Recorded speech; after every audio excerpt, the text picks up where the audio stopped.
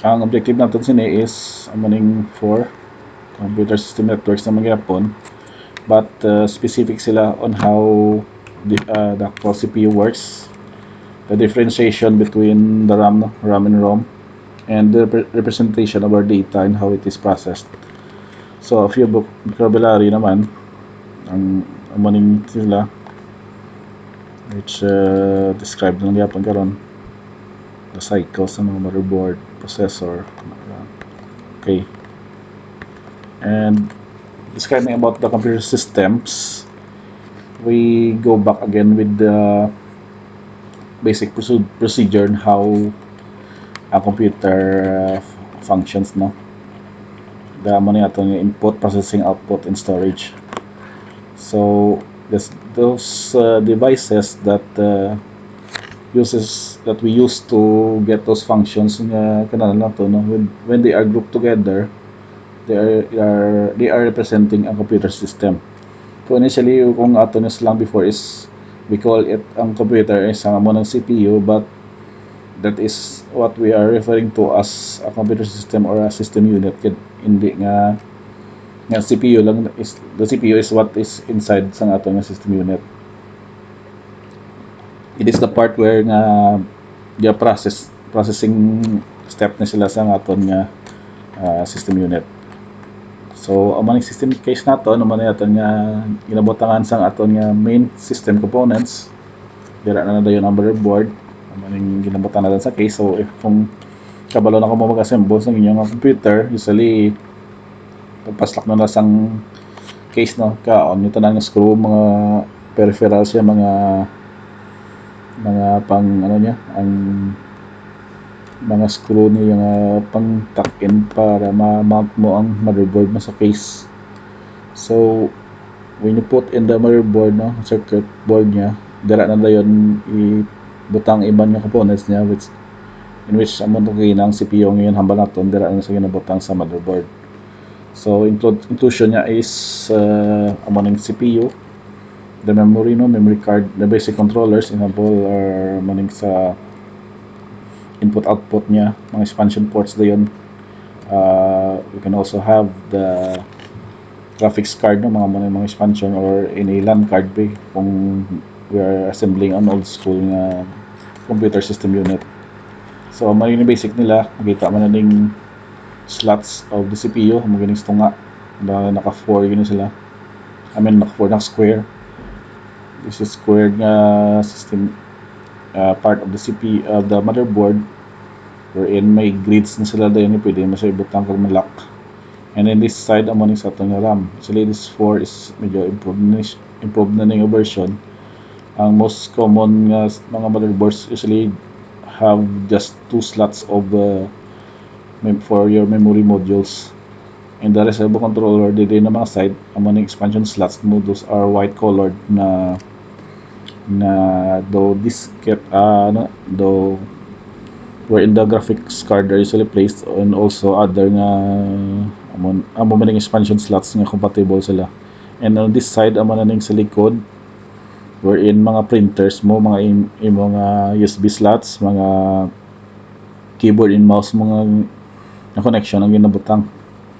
And then we also have in this I think amoning aton nga line para sa aton nga power supply, amoning grids niya diri na napaslak ang main nga power supply nga wire naton, kag sa isa pa yung supply for the usually diri para sa fan, or ang isa pa gini naka-function for the memory.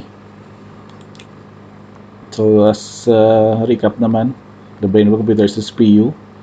So ara siya sa tiny silicon chip, tapos switches ng unod niya. So you can check it, physical ang itsura, just like a square nga gamay nga small nga silicon chip, no po. If you look on the other side, nakita man lang do iyang unto nga damo-damo na nga naka-arrange na by square man na iyang ga-connect na sa mga switches nga dira tanan nga functionality niya pwede niya ma-flow through sa mga process. So usually the dual core, multi-core, mga quad core ng subong sa type of CPU. Then ALU, or the arithmetic logic unit, is what the basic performance of the computations on arithmetic and logical operations. And the control unit is, by its definition, coordinates all these activities. The program instructions, ang mga input instruction na sa ito ng keyword, ito ng keyboard sa mouse na ito naman yung gasulod sa control unit, kag amo na siyang go through sang command para ma-process sa level na sang information sang processor. So we use random access memory, the two types. First one is the maning RAM, random access memory sa motherboard. So it just stores temporary information. So that means that whenever is turned off ng computer nyo, ma-shutdown siya, or i-sleep mo siya, madula ang yung information nga sa RAM. So we use hard disk drive or USB drive for ato nyo long term storage sang memory. So for this, usually dili nato naka-store ang ato nyo OS, ang ato nyo operating system, gusto what to get our system unit to function from booting muna. So in a random access memory, amo ni aton nga since isa ka cycle naton, which we call it I cycle and E cycle. So when the control unit, the first method, first step niya is it fetches instruction from memory, then it goes into the second part, sa control unit na part, it will decode the instruction and put it to the ALU.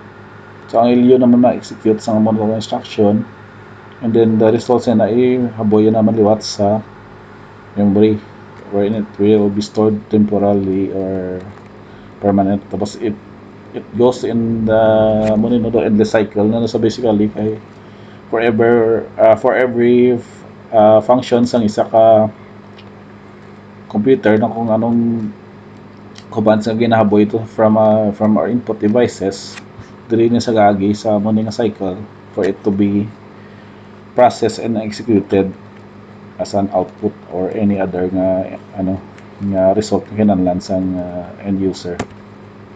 So we go again with the ROM, or the read-only memory. Ara man sa motherboard, but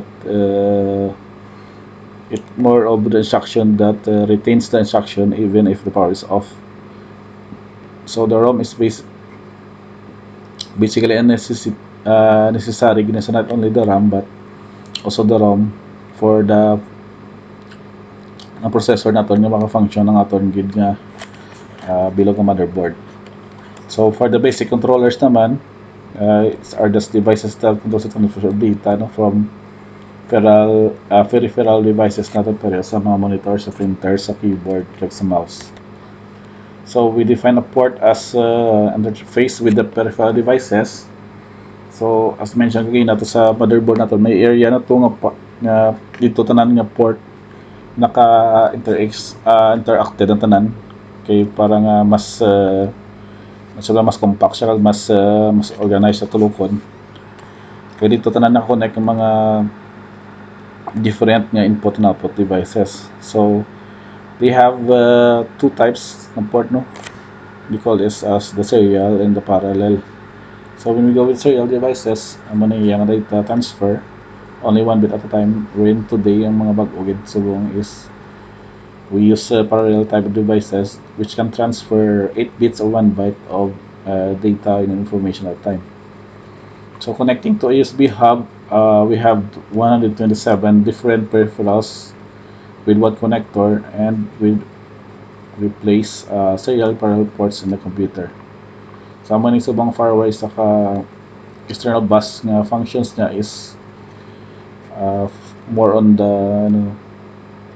modern type, which they call it now as IEEE 1394 and IEEE 1394B. So at the system component, terminal ports naman aton nga sa front end niya, kaya kagina sa motherboard usually sa back end ito sang isa ka system unit naka output or dito nakatubang. So ang amo ni mga function sa front These are interconnected naman sa aton nga motherboard. So usually if you assemble a system unit, may makita ka nga ang case ini. May example, may mga muna yung ports sa tubang, no? Makita mo na sa sulod nga parts ng case, may mga cables na siya nga pwede mo ma-connect directly sa motherboard. So it will put up nga the same function nga pareho man sa likod to nga parts ng motherboard, nga kung ano ning kinahanglan mga nga USB ports or traditional ports nga pwede mo gamiton. It will also have additional function nga maka-provide mo sa front end or sa front side na sa imong system unit. So ang SCC, SCSI naman, or damo ni SCSI initials, it is a standard interface for connecting peripherals for disk drives and printers. So as a general term lang nila, they also have this wireless standard, no? So kung you're using infrared light, if kung subong guro di na naguro nagamit or naging obsolete na siya, ang AirDA na yung tawag nila, kay mostly sa mamera naman sa Bluetooth nga Bluetooth functionality using radio waves Bluetooth for providing short range data and voice communication.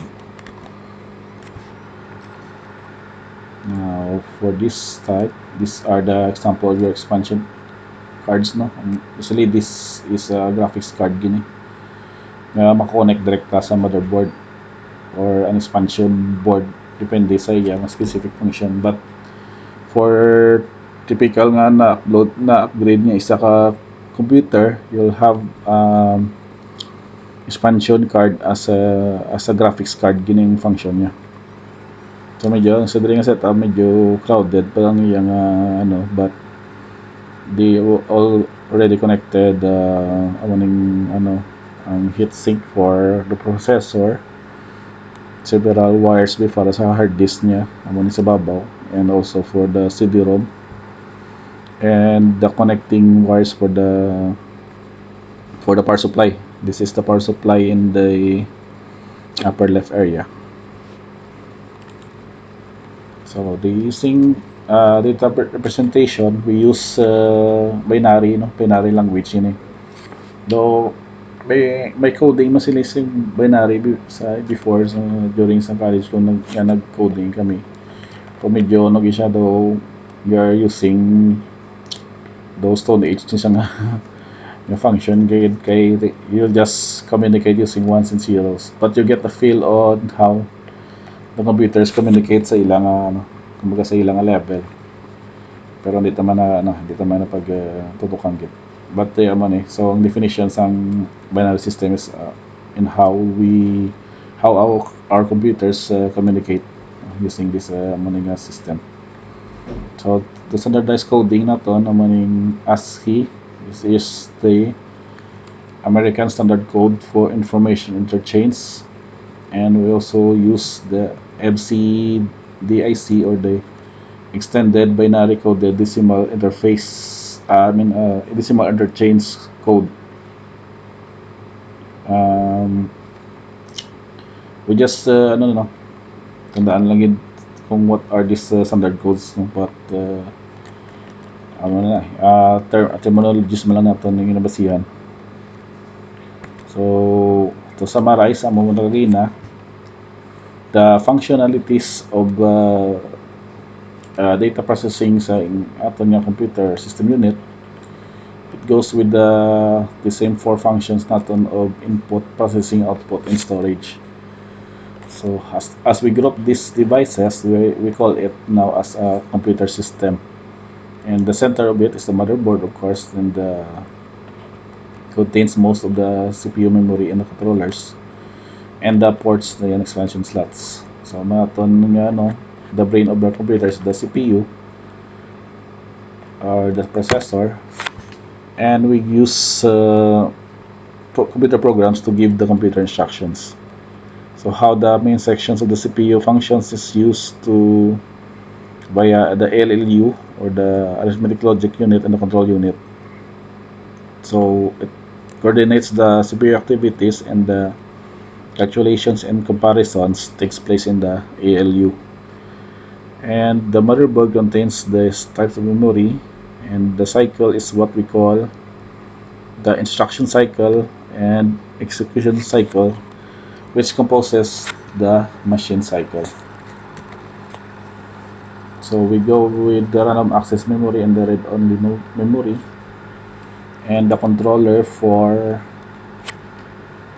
adding or transferring data between the computer and your peripheral devices.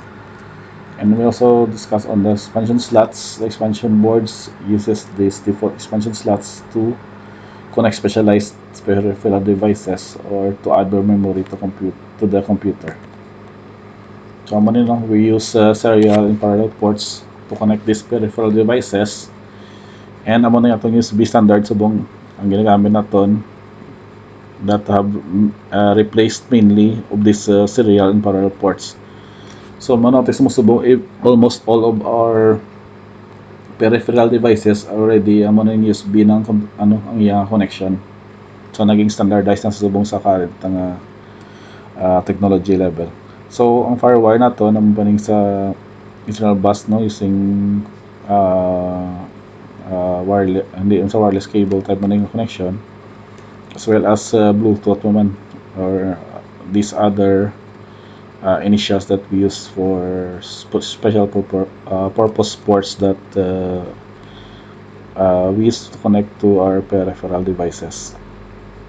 And then lastly, these are the two codes to represent the